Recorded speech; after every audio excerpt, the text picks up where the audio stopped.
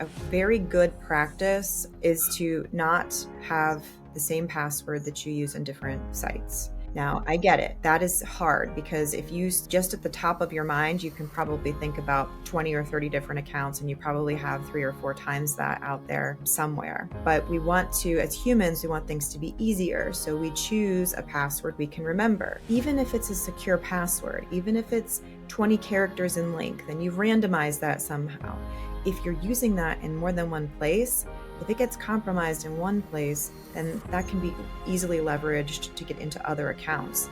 So having unique passwords is huge.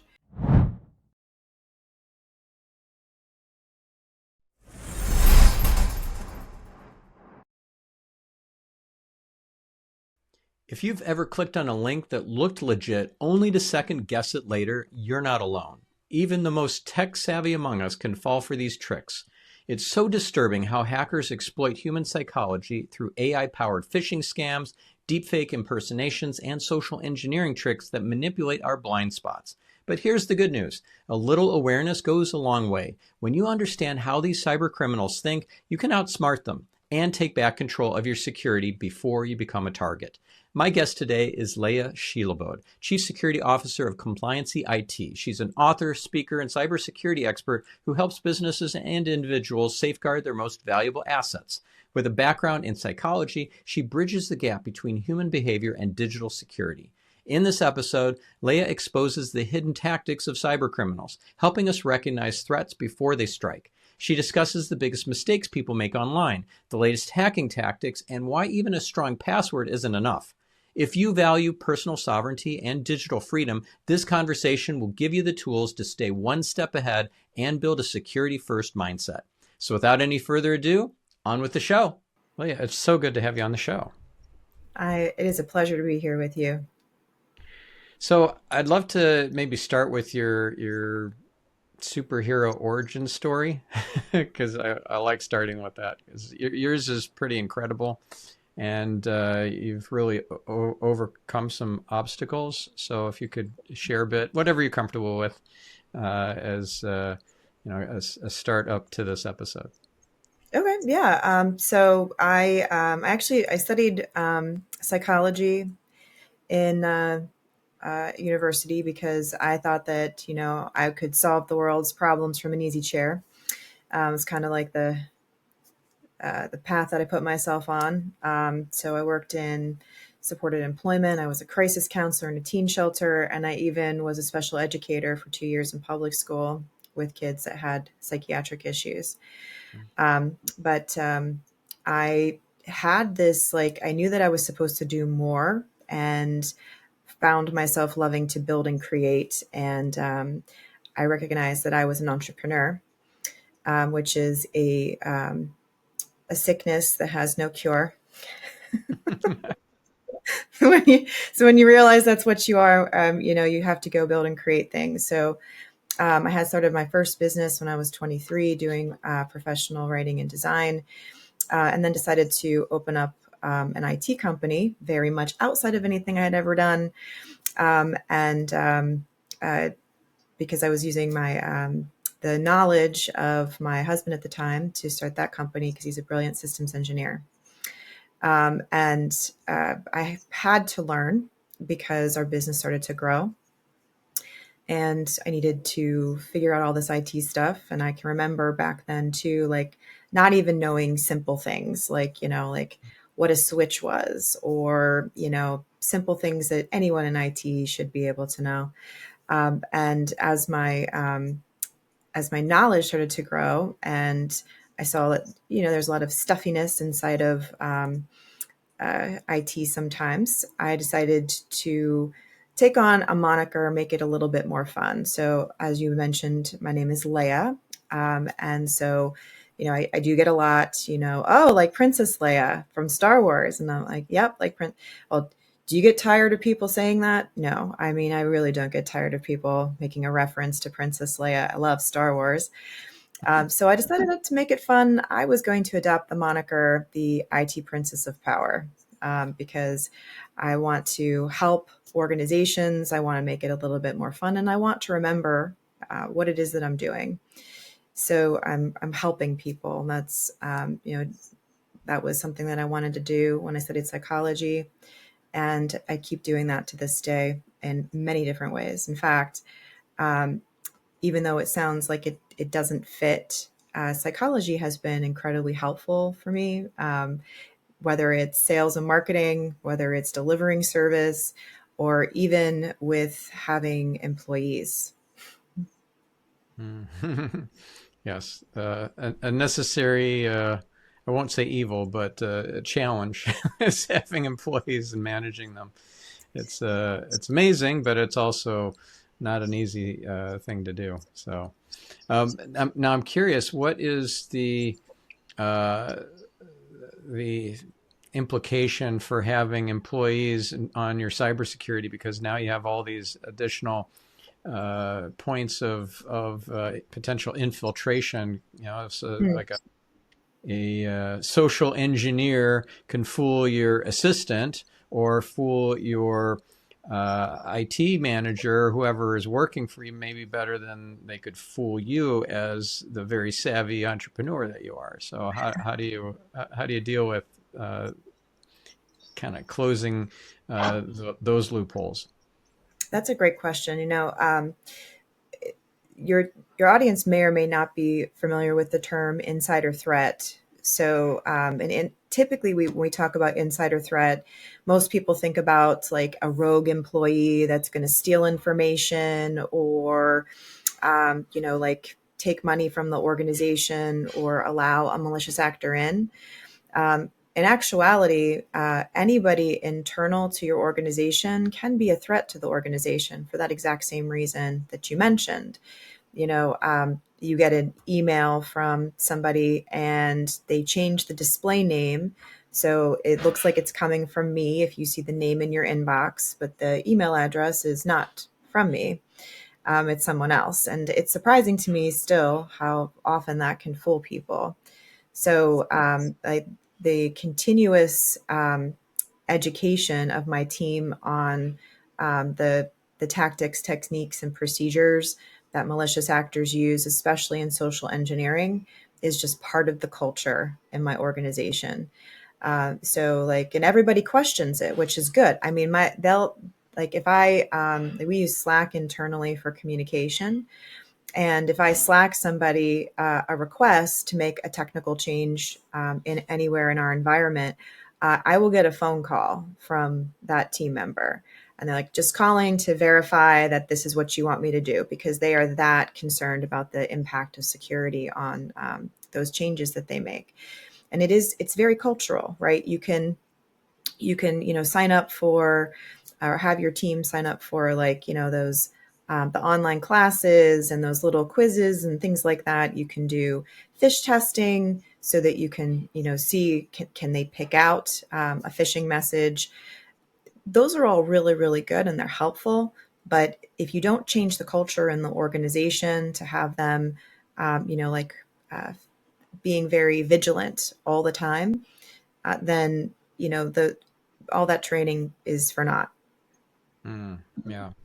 And so, whether or not you're a business owner or you're an employee or you're just a regular internet user, you can get uh, devastating uh, attacks that can like be in the form of phishing or ransomware or stealing your identity, all sorts of things that can happen if you're not savvy. And it seems like these malicious actors are getting savvier by the minute, especially with Mm. LMs. They're certainly using them to improve their languaging and ways of sounding credible and persuasive. Yeah. Oh, yeah, absolutely. I mean, AI is a great tool for those of us that use it for good, but it is absolutely being used for evil too. I mean, you know, uh, you're right that in the older days that there were, punctuation issues, grammar issues, spelling issues, and you could look at a message and be like, "Wow, this is not right." Today, you can just ask Chat GPT, you can just feed them some information, and it can, spit out something that not only is grammatically correct, spelling correct, but it also sounds like the person that it's supposed to be coming from, because you can feed it those kind of prompts so that it will even speak in that person's voice. So being vigilant and really having that key eye on what is it that I'm receiving and is this legitimate, is really huge. I mean, I remember once I got a request for a proposal, request for quote from a public institution in Pittsburgh, and they asked us to quote some IT services.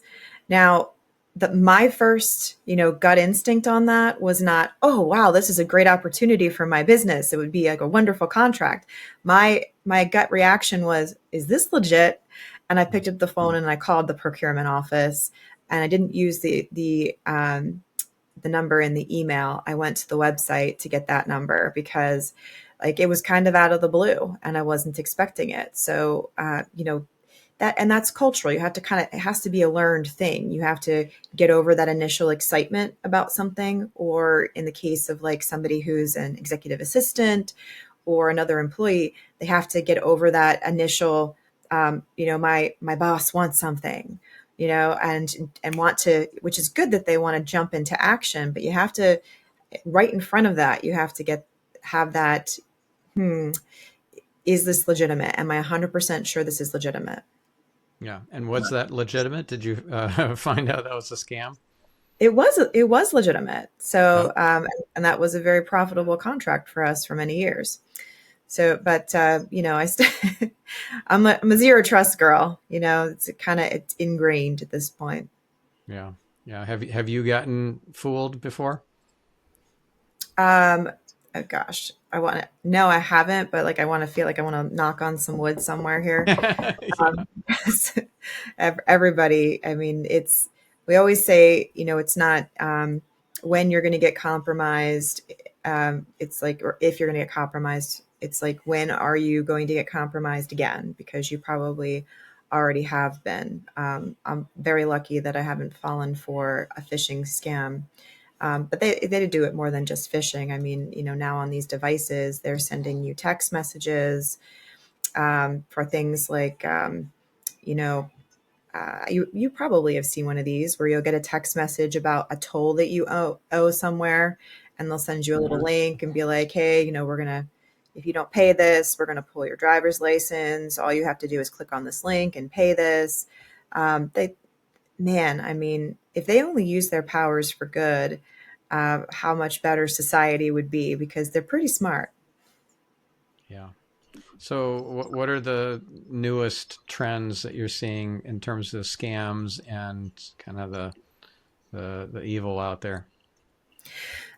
So something that they will always do is, if there's anything that's occurring in the media that might heighten emotions, they're going to leverage that.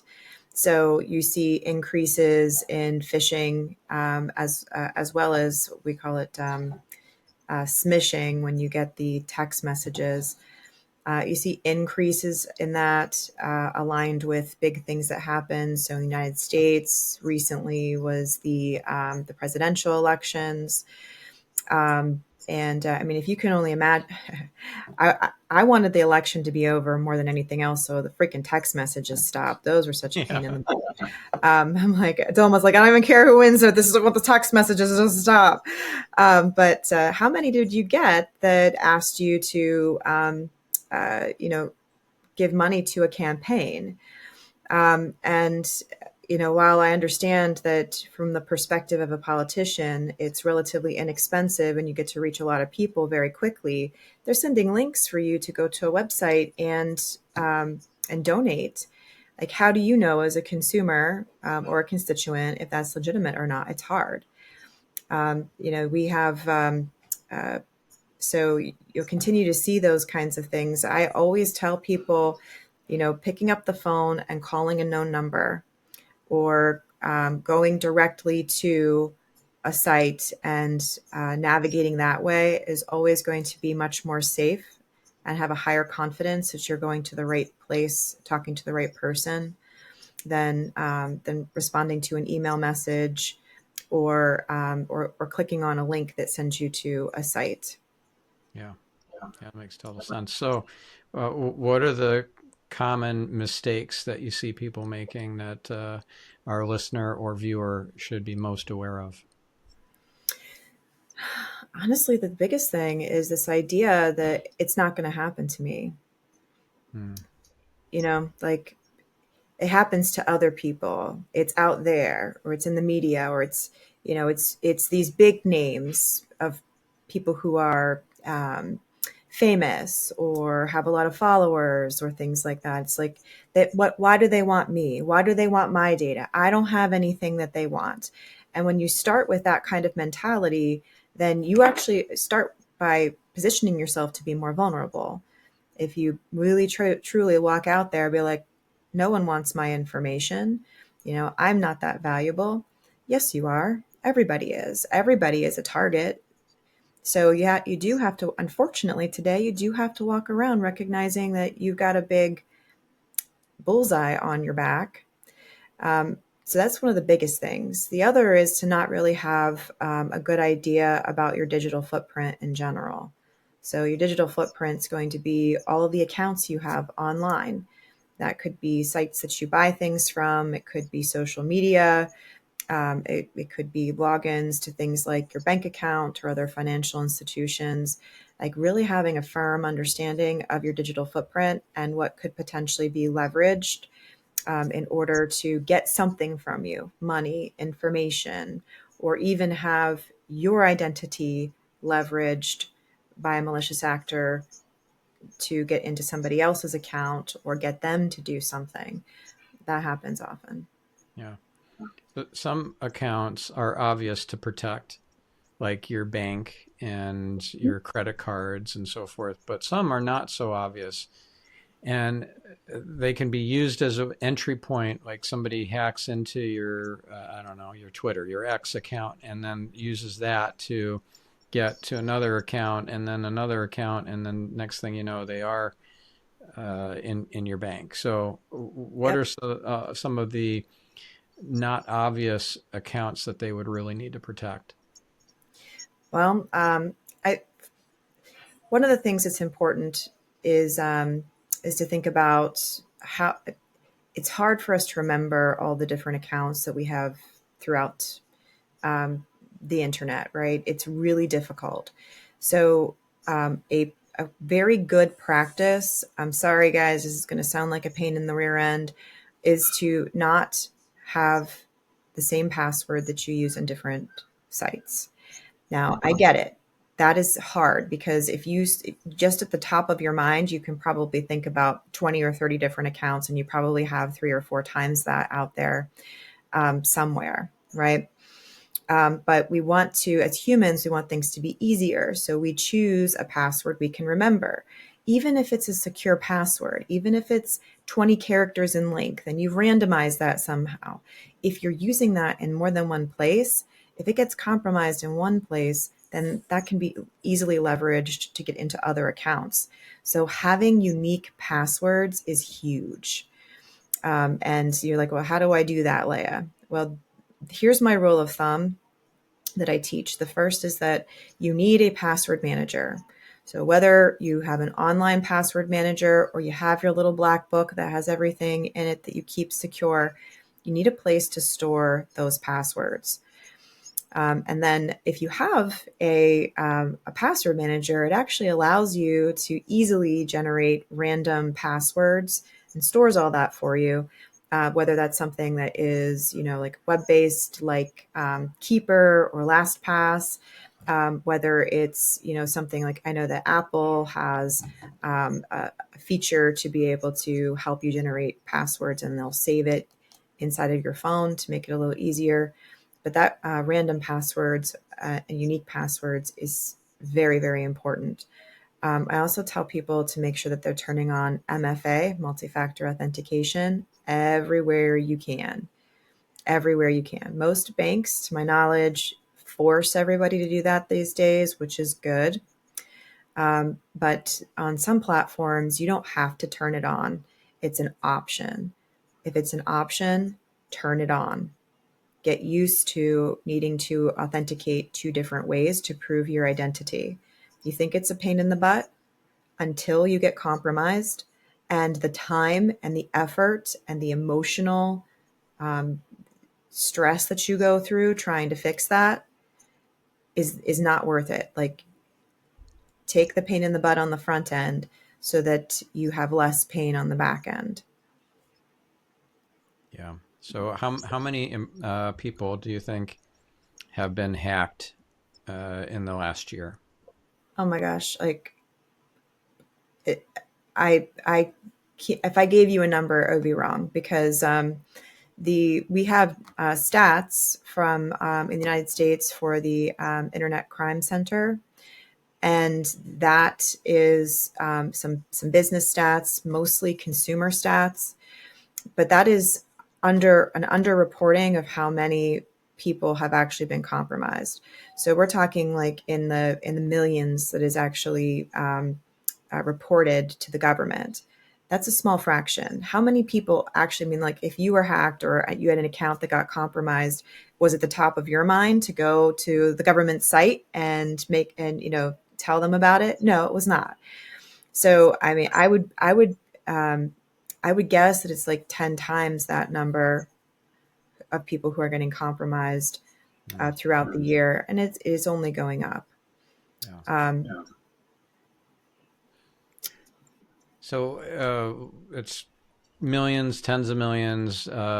It's a growing problem. The sophistication of the cyber criminals is only increasing. So we have to do something. And you mentioned multi-factor authentication. Well, yep. let's go a little bit deeper into this. Like, for example, should they get a one of those sticks that you put into your phone or your computer, and it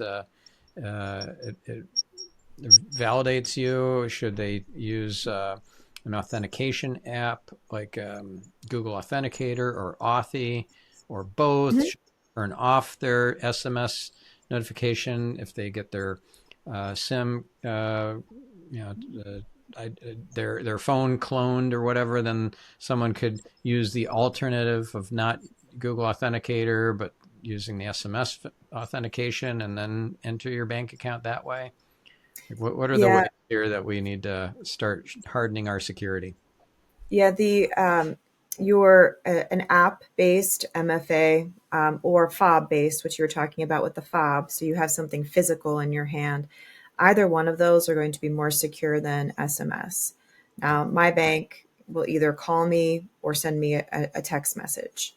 I don't have another option, unfortunately. But if you have an option, you definitely want to choose like a physical fob or an authenticator.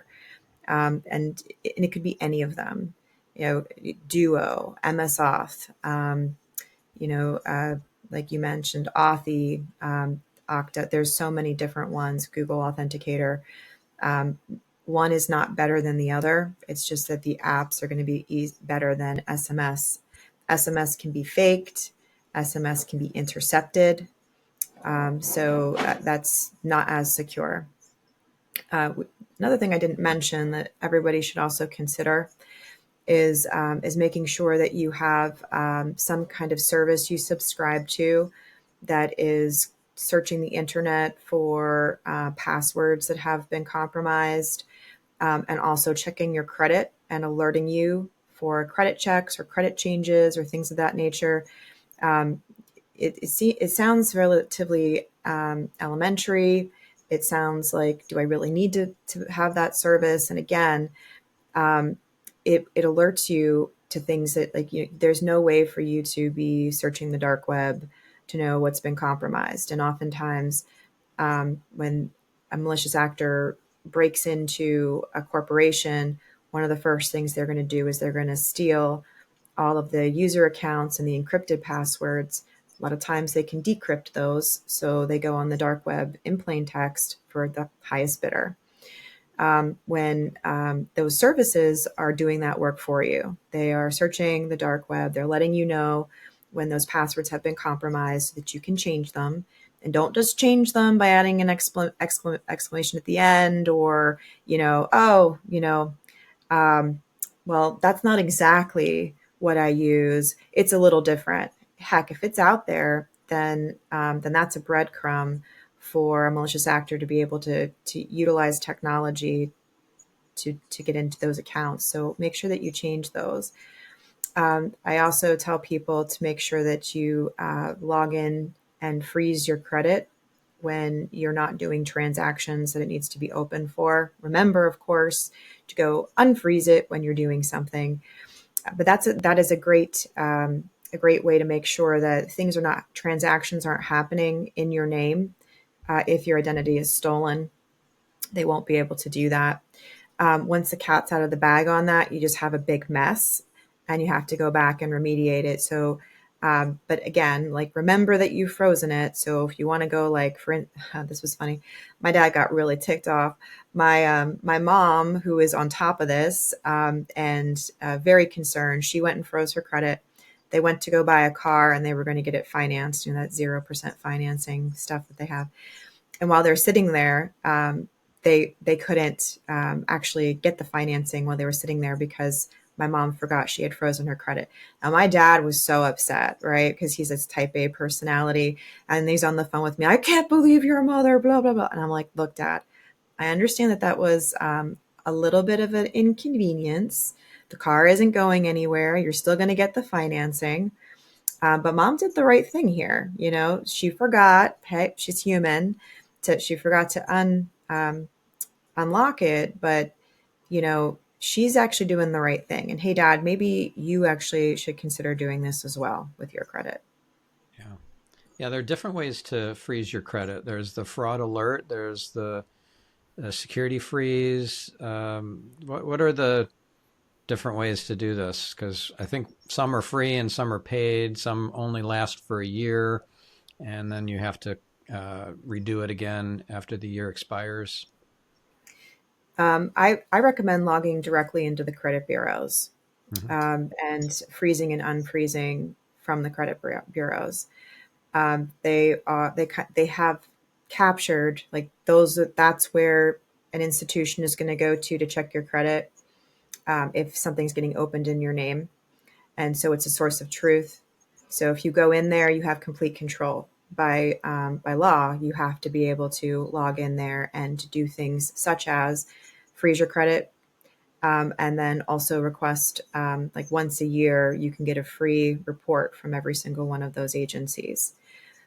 So that's required by law, and that way too, you have that control, and you are, hopefully you save all those accounts in your password manager so you can get back in there when you need to unlock them.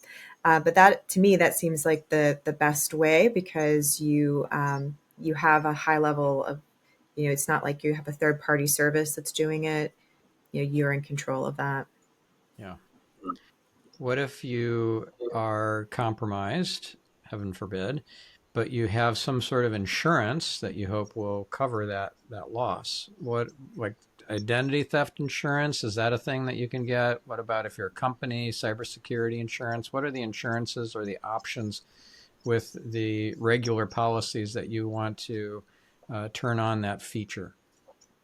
So for services that you subscribe to as a consumer, like LifeLock, for instance, they do promise to do some help or mediating a situation if you're compromised. It's better than trying to do it all by yourself, but don't expect, like, white glove service for that.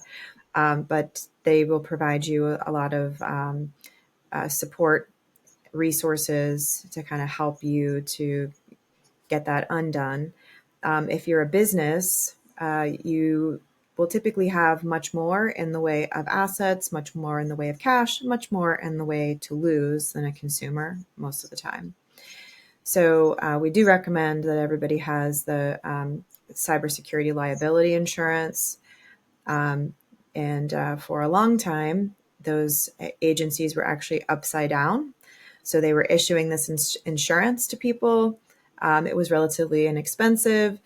And the amount of claims that came back, I mean, they were paying out far more than they were getting from the cost of those insurances. So now there are many different flavors of insurance that provide a little bit of help to a lot of help, different limits, 500,000, a million, 2 million, 5 million, and up. I recommend if you're a business that you have at least $1 million in coverage for cyber liability. If you have a major incident, you would be surprised how fast that money goes. Trying to remediate it, trying to make sure all the right people are notified, things of that nature. And the companies have gotten much wiser. They give you oftentimes a much more detailed questionnaire. And what I would encourage your audience to do if you're a business owner is look at that questionnaire not just as like a checklist, do I have this? But look at it from the perspective of why is that question on there? Because insurance money agencies are not in the business of losing money. They're in the business of decreasing risk.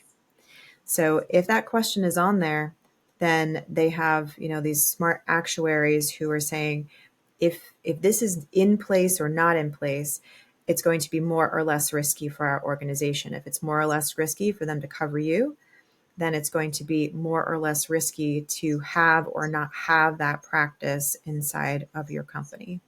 What would be an example of that? So they ask things such as, do you have MFA throughout your organization? That's, an MFA to remotely access your office or your network.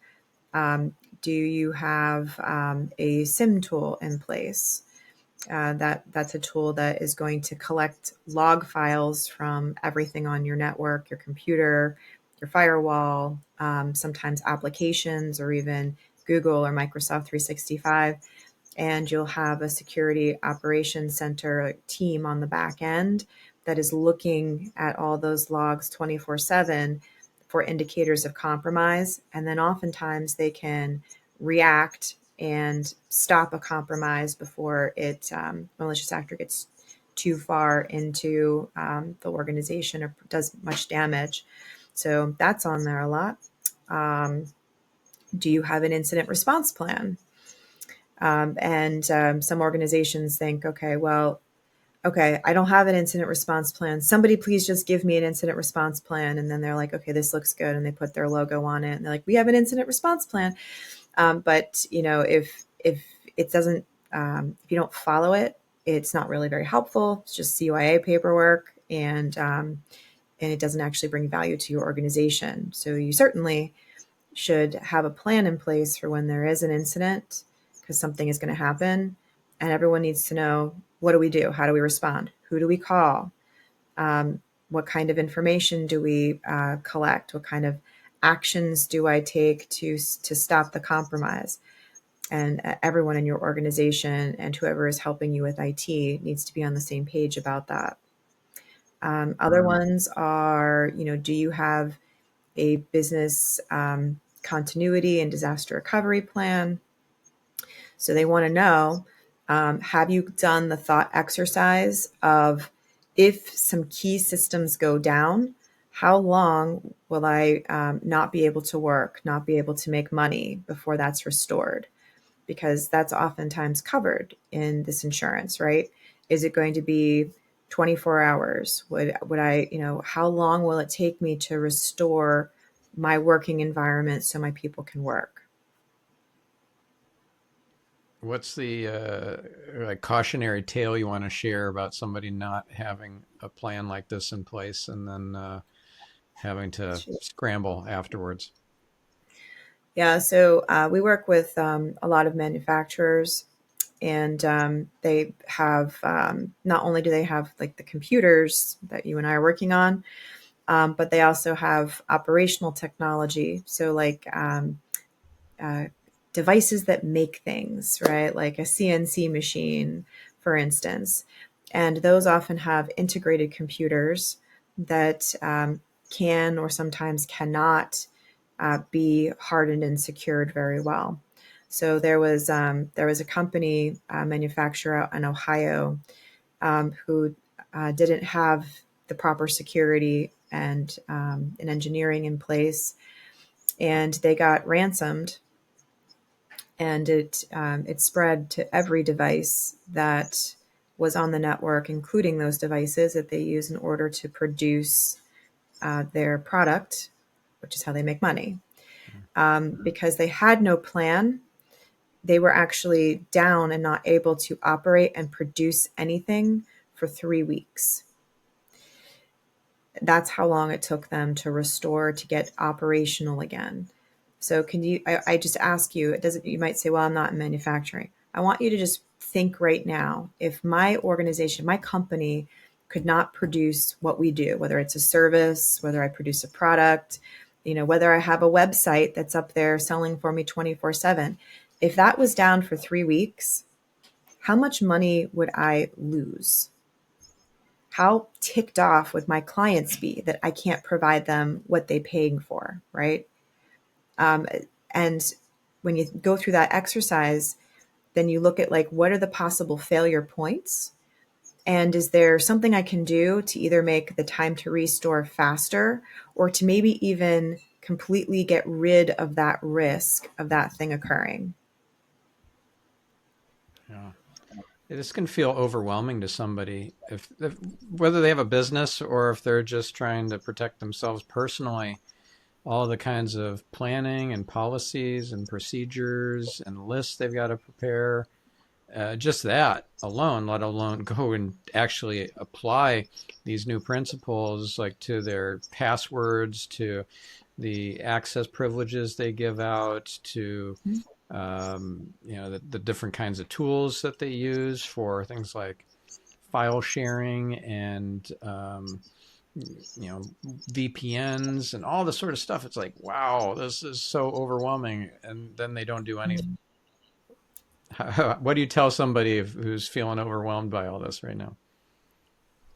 Well, what I've noticed is that oftentimes businesses will take more of a, I guess, spastic approach to thinking about their security, because they, maybe a friend tells them something that happened to them, and then it brings it to their attention, or they get burnt in an area, and then suddenly they're like, oh, I understand now why this is so important. We have to put something in place. It doesn't really serve you or your company very well. So taking a very strategic and structured approach will help you identify the risk and then put things in place to either mitigate it or to transfer it away, and then feel like you have a really good picture. And security is not just the tools that you have in place, as we talked about. It's also the plans when something goes sideways. So what like my philosophy has always been with companies that are willing to engage with us in this way is to say, let's adopt standards in your organization where IT and security are concerned. There are tons of standards out there, different frameworks, if you will.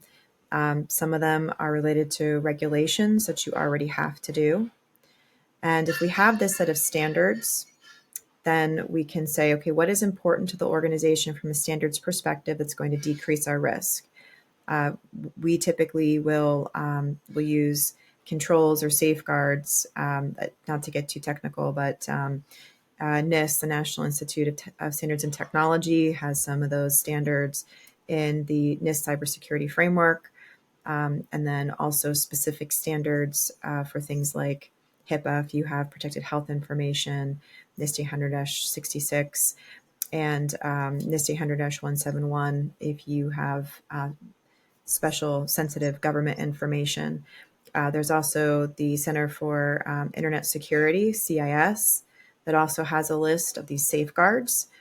And you can say, so you don't have to come up with them yourself. In other words, like you don't have to sit there and be like, I don't know where to start. You can go to either one of those sites and see a list of standards that really smart people populated, and then get an idea about what kinds of things you should have in place. Select the thing, decide to implement all of it or just part of it, and then create an action plan for implementing that, which will include documentation, things like the policies and plans we already talked about. And then you need a mechanism to check that over time. I mean, if this is your business and you want to identify the risk so that you can protect this asset, determine when, like, how often are you going to go back and check the alignment to those standards? Are my people, doing the processes the way we said? For instance, if you decide that uh, you're going to implement an accounting control where if you're sending a wire, that maybe two different people in your organization have to approve that, then going and checking to make sure that's actually happening. Whatever that is, how often are you going to check it? We typically do that once a quarter. You could even do it twice a year, once a year at the very bare minimum. But you need that cadence to check back in and make sure that those things are happening and that they are aligned, because the last thing you want is for something to happen and you're like, well, how did this happen? And then you go and find out that what you had thought was happening in your organization was actually not happening. And that adds insult to injury when you're in a crappy situation like that. Yeah. Do you also do like infiltration testing for your clients, and you actually look for the security vulnerabilities in their systems and hack you're a friendly hacker? Do you do that? Yeah, we do. We have a couple different levels of that. There is a scan that you can run that kind of automates that. So it's not in that particular one, it's not that somebody is sitting there and trying to hack into things. It's just an automated scan that's run where it'll try to do those things in an automated scripted fashion and then present a report and say, hey, here are a lot of the vulnerabilities. Here are the things that the automated scan, all I did was just press a button. And these are all the things it was able to do, which in and of itself is eye-opening. And then we also do penetration testing, internal or external, where a real person who's like a white hat hacker, right, is attempting to break into the security, and it can oftentimes sort of simulate or mimic what a malicious actor would do, and then come back with a report of what they were able to accomplish. If they're able to accomplish it with very little information, well, certainly a really smart malicious actor could do the same thing, and you can have that information in advance of compromise and see what holes you can close. Yeah. There must be monitoring tools like uh, I'm in the SEO world, so I'm making sure that our clients' websites are functional and everything, and there are tools like Pingdom that will check Mm-hmm. where the website is still up and so forth, and you don't have to just check that by hand, and it'll send you an alert if the site goes down. Are there tools that do continuous monitoring for security threats? Yeah, that tool that I'd mentioned before, the SIM, um, SIEM, which some people will say SIEM, and then a step further than that, they refer to it as SOAR, SOAR. We love our acronyms in IT. Yes. I uh, noticed you used one earlier, CYA. Cover your backside. yes. So tools like that, if they are deployed properly, then they should be collecting logs and information from all of your assets, computers, cloud platforms, firewalls, wireless access points, things like that, aggregating all that information together, having some automation to, because that's a lot of noise. That's a ton of information. So there's a little bit of automation to clarify what the most important events and information are, and then be able to correlate them together to see a story, right? Like if you look at different pieces of that information, and it will tell a story of what's happening in your digital world. Mm. And then real humans that are looking at that information and putting it all together to determine is what's happening just normal behavior, or is there concerning or abnormal behavior here? Yeah. So what would be considered abnormal behavior, for example? So things like what we'd refer to as like lateral movement on a network, which is a technical term for seeing somebody with most of the time it's a privileged account, some kind of administrator account, um, moving from like computer to computer, computer to server, like moving across the network. Um, that sometimes that's legitimate, but that would be something that would be highlighted to look into: is this a legitimate move, or is this something that is a malicious actor? Things like a lot of information being deleted, a lot of information being downloaded or uploaded, or like word we would use is exfiltrated. Um, those are the biggest things, but uh, you can also turn on alerts for things that have been changed. Like, for instance, many of us have alerts that we set up on our bank accounts. This is very relatable. If your password is changed, you get an email to let you know that your password was changed. That might sound like irritating to get that email until you're not the one that changed the password. Then you're very happy you got that email, right? And also different kinds of changes within a platform. So if somebody adds a user account, if a user account gets disabled, if somebody changes their password, those kind of alerts that you can turn on are often helpful so that you can see that kind of behavior. And sometimes it is legitimate, but when we see that somebody tried to log into an account on Microsoft 365 100 times, I mean, if it was a real user, they wouldn't have been hacking away at that. They would have reached out to us and said, "Hey, I forgot my password. Can you help me?" So that's a really good indication that something malicious is occurring. Yeah. I mean, you can use that same philosophy of looking for abnormal behaviors or activities with anything, really, that where somebody's going to scam you. I'm traveling internationally and my passport was stolen and all my money. Can you wire me something from Western Union so I can get out of jail? That sort of stuff. That doesn't sound like my family member or my best friend or whatever. That sounds like a scam. I mean, that's an obvious one, but there are things that just don't mesh with the usual behavior patterns of somebody that you know, and you're getting an outreach request for help, and it's not Yeah. really them. Yeah, but I mean, the malicious actors are getting so much better at trying to fool you and be able to prey on your emotions. I mean, I've heard stories about, somebody was like, it was a grandmother. The grandson was legitimately in a different country. He was. She got a call from somebody who said that they were an attorney and that he was in jail and that he was not permitted to be able to speak or make a phone call, and that she had to wire $5,000 so that she this attorney could represent the case, or her son was going to be put away in some jail forever. And when you prey on those kind of emotions, like in your emotions, first of all, when your emotions are high, especially when they're negative high emotions, anxiety, frustration, fear, anger, your brain physiologically turns off some of that logical capability because you've gotten yourself into fight or flight, and survival is the only thing that you're thinking about. So that logical, is this true? Does this sound legit? Is this the right decision to make? That's suppressed, right? So you have to remember that when you get a call, to take a step back. It's unlikely that your grandson is in the middle, is like, already in front of a firing squad, and the person that's calling you is the one that's about to pull the trigger. Like, that's very unlikely.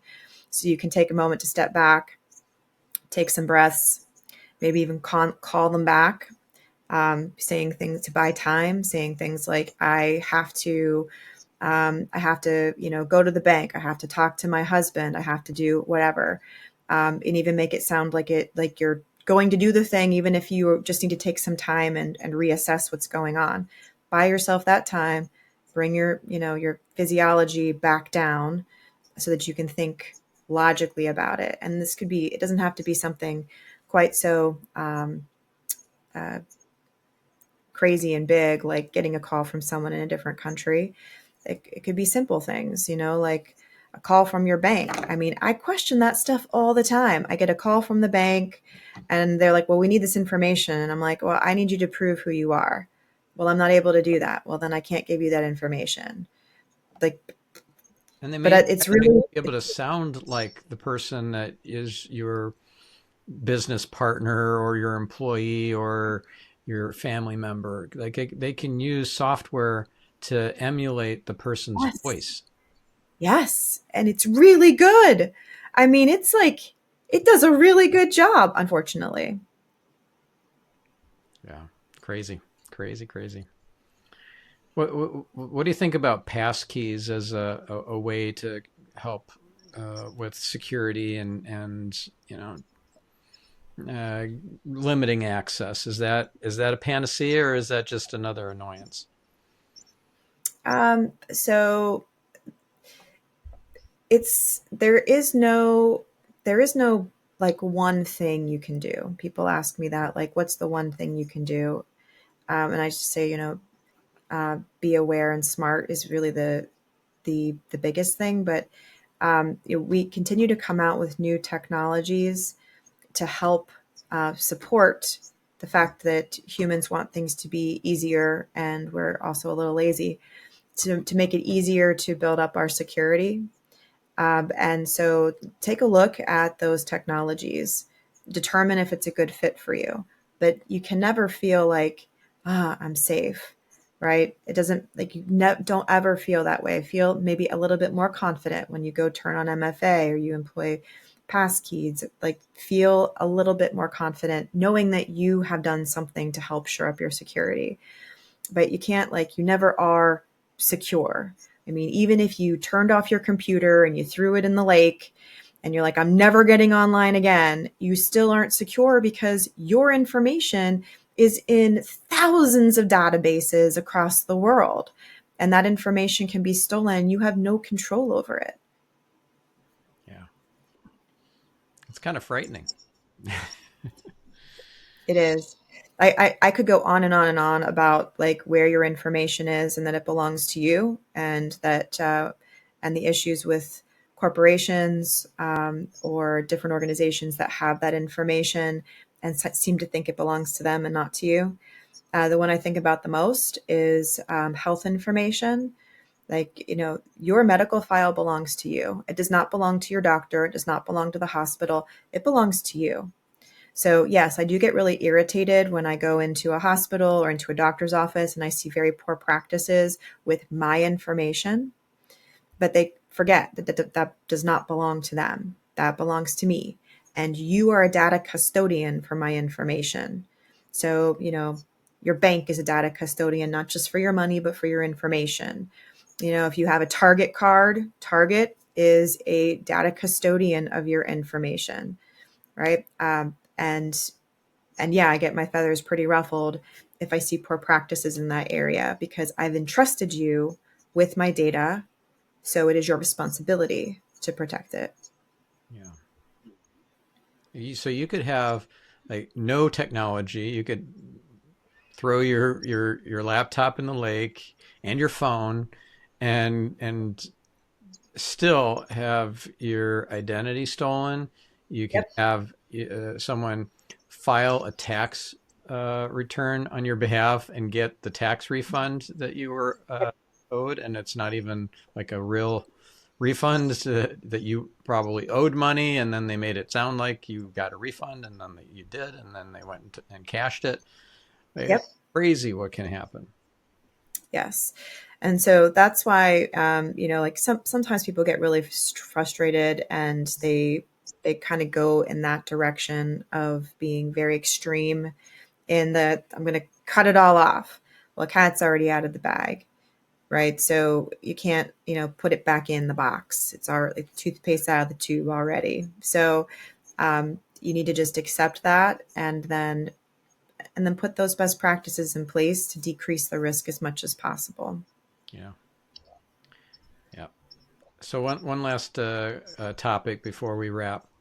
How about if somebody is investing in cryptocurrency? So, of course, the big recommendation would be to have a hardware wallet and not trust the exchanges with your crypto.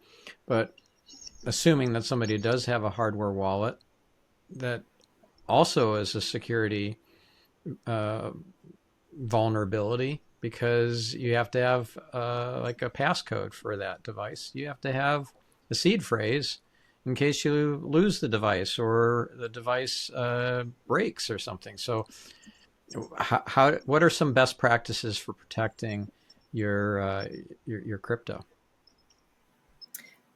So even in the military at the highest levels of security, they still write things down. So they have things written down somewhere and in a safe, because it is very possible to get cut off from technology, to have accounts deleted, to have, your account compromised and then not be able to reach anybody to get help. So consider what you need to have in paper form. I do not like paper. I am the IT princess of power. I'm a digital girl. But there are some things that I know are important to have on paper. And I do have Fireproof Safe, where I determine what is the important information for me to have in hard copy, and I put it in there, and then I make sure I have a backup, right? So obviously my husband and I both know the combination to that safe. But what's my plan in case something happens to me? For like, is it a letter in a safe deposit box somewhere that has the code to that? Like, build a fortress around your information and your assets that includes this kind of strategy, so that if something like that happens, that it's recoverable. Yeah. Lots to do. All right. So, what's our next action for our listener or viewer? Let's say that they're concerned, not freaked out, but they're concerned and they want to take some action. How do they, I don't know, learn from you, work with you, get maybe a checklist from you or some sort of workbook or something that will help them on this process? Well, we actually, this might be very helpful to everyone. I'm sure many of your listeners are in business in some way, and travel from time to time. So we actually created a guide that you can find at my website. It's called the Business Traveler's Guide to Cybersecurity. Whether or not you are a business traveler, if you go anywhere outside of your house at all, there's actually some fantastic checklists on there and some things to think about when you go outside of your home or your office. That's for free. You can go to my website, www.compliancyit.io, and you'll be able to find that guide. That would be, I highly recommend everyone to not only get a copy of it, but also to follow the instructions and the checklist inside of it. Yeah. Good advice. All right. Awesome. And we'll include a link to that in the show notes for this episode, and the various other tools and opportunities, let's say, for our listener. That'll all be in the show notes. Thank you so much, Leia. And this is an important episode for our listener to hear. So thank you for your time. My pleasure. All right. And thank you, listener. Now take action. Do something to improve your security and your loved ones and your colleagues' security as well while you're at it. We'll catch you in the next episode. I'm your host, Stephan Spencer, signing off. If you want to hear more conversations like this on keeping yourself out of harm's way, then I recommend episode 65 with David Nance, episode 93 with Tom Patterson, episode 282 with Tim Larkin, and episode 421 with Brad Templeton. Also, I invite you to check out the show notes, transcript, action-based checklist, and all the URLs mentioned in this interview with Leia Shilobod at getyourselfoptimized.com/510. If you enjoyed the conversation, I encourage you to share this episode and, more importantly, the entire show Get Yourself Optimized with a friend. Change a life and help me spread the light. Thank you.